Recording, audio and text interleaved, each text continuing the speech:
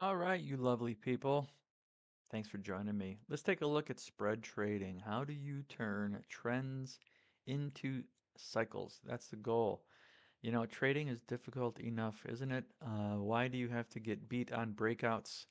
You know, if you're reversing to the mean kind of trader, if you're looking for those cycles, it makes sense to try and convert all your trends into cycle trades. And you have cycle trades that are already cycle trades. So let's simplify things and get it all into a revert to the mean kind of approach. And that's what spreads do.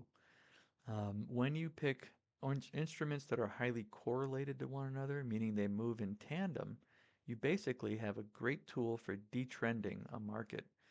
And that's what we want to do. Now, if you have two instruments that are not correlated one to another, you certainly will get trends if you trade them together as a spread, much stronger than you might even find in the instrument alone.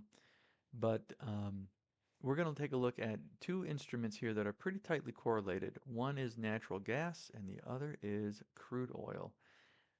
Here's a trade. The only trade I took today, knocked it out of the park, was this went short the spread.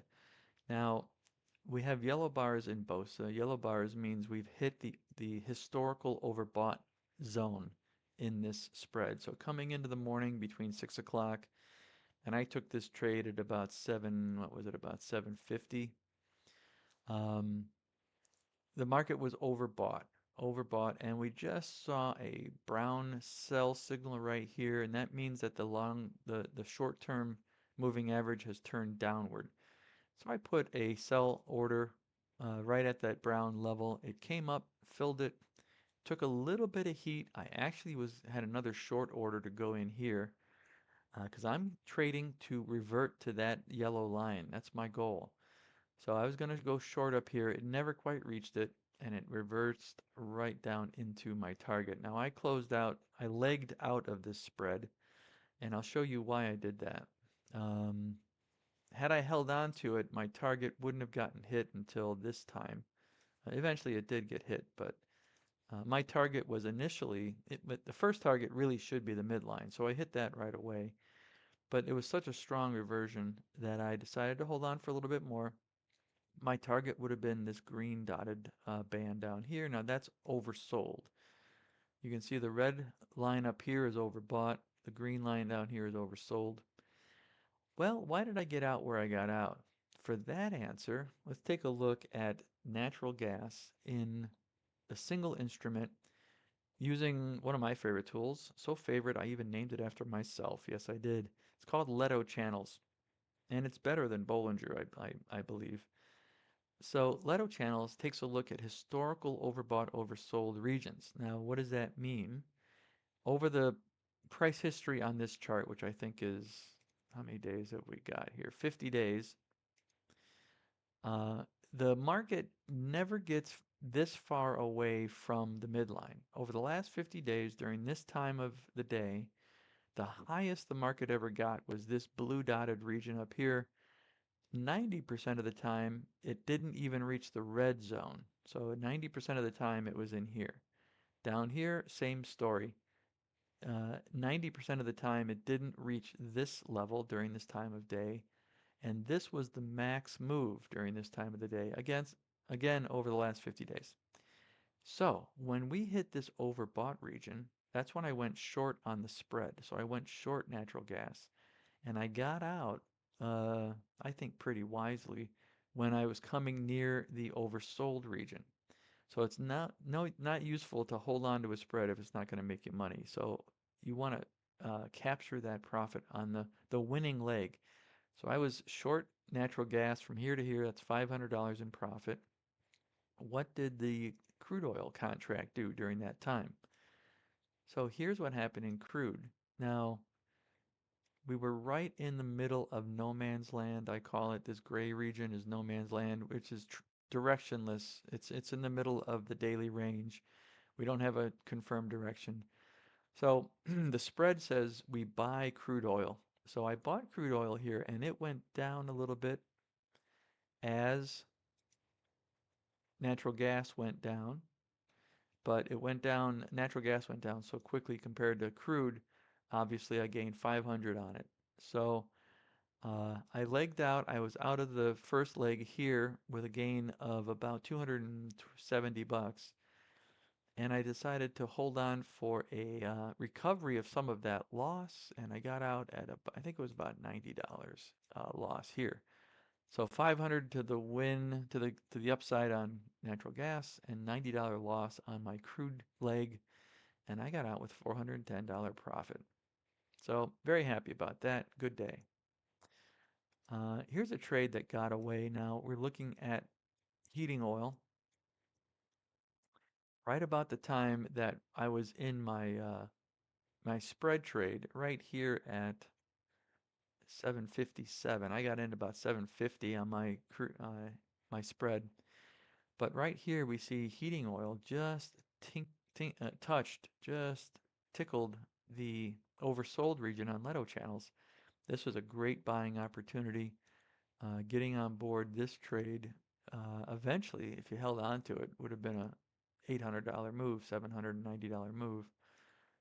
So beautiful opportunity here in heating oil. We went from rail to rail. We went from oversold on the green side all the way up to overbought right here, here, here. And the market has sold off a little bit there, and really a good move downward from that point. So if you were to play Leto channels from rail to rail, let's go to the second one. That's a 873. And if you went short there, my God, it's just tumbling out. But even down to here, that's 844. So that's $1,700 move in heating oil picked up by Leto channels. Beautiful trades. Here's another spread I was watching, guys. Now, you know I like to trade the 6E, 6S. So why do I trade the 6E, 6S, the Euro versus the Swiss? They are so close to one another, right? They're geographically located in Europe.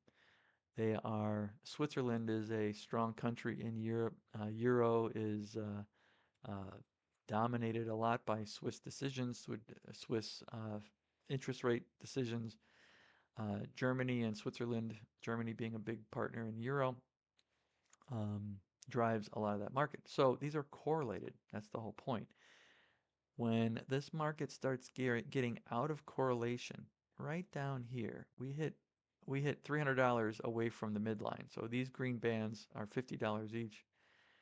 Right down here, we hit about let's go all the way from here to here, $326 difference. So again, this is a spread trade. This is the equity position of going long the 6E, short the Swiss. And we start seeing buy dots here. So our buy trend reversals, again, are based on the reversal of this the short-term moving average. And had you got in there, if you got in here, obviously you go all the way to the other side, you're up 430 per spread. Now this is a very high confidence trade. These trends, these moves away from the average do not last this long. So you are just counting the minutes when you can hop on this trade. And we started seeing it weaken right around this blue dot area right here. And I would have gone long here, put a stop down below here, and certainly would have pulled in some money here. Another good reason for it is take a look at this green little dotted squiggle here. This shows us that the spread, historically speaking, tends to be actually above the midline during this whole period of time. There's a historical bias for this spread to be above the midline. When it is so far below the midline, that's truly out of correlation. And we're looking to buy really cheap prices at that level. We wait for the momentum to die out, and that's what our blue dots are showing. And we go long, and we're a winner. Now, you could have gotten short again. We hit the overbought region. We got 3 brown sell signals. Could have gotten in on any one of those. We have this spread history now, shows that typically the spread predicted to go below the midline. Red dots indicate that. Going short here, you would have had another pickup to the midline, of 143. Now this is just on a one spread position.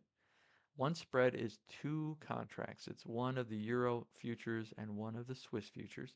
So it's two contracts. So for, $8 in commissions, you're picking up $143 with low risk. Now that's the key. This is not $1 million trade, but it is a low risk trade that you could take and stock up on, right? So if we had, five spreads on this position, five short, five long, the 6E, five short, the 6S, you just multiply your profits without increasing your risk. That's the key. Manage your risk, and that's what spreads do so well. All right, guys. Hey, thanks. Really, again, it's been fun just sharing these little tips and little spread um, plays with you. A lot more of this happens every day. Thanks for joining me. Feel free to visit my store. If you have any questions, drop me an email. Leave a comment here. Uh, Question, comment, criticism. I'm even taking those. Just want to start a dialogue with you. So thanks again, folks. God bless you, and I hope you have a good day trading.